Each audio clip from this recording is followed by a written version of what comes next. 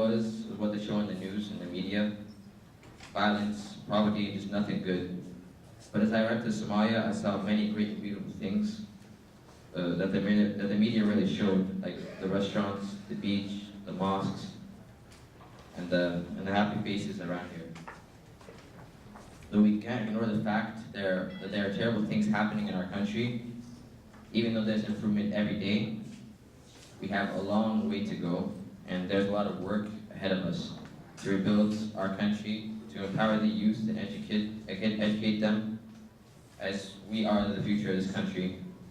I want to encourage all the Somalis around the world to come back and make change to this country. Because right now, Somalia is just a bunch of fingers like this, and if we work together, we can make a fist that will be strong.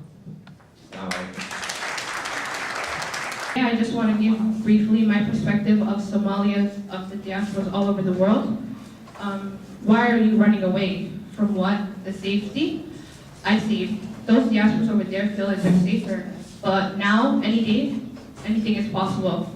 As the younger generation, now, in like Canada and America, we feel a bit unwanted due to being one, Muslim, and two, Black. Even though that there's schools over there, like amazing universities, we're still judged on the appearance and the color of our skin.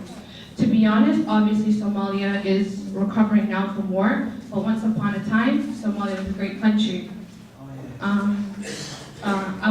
I hope that all of you sometimes will take the time to come out of your small world and realize the bigger picture that Somalia can be great with the help of you. Thank you.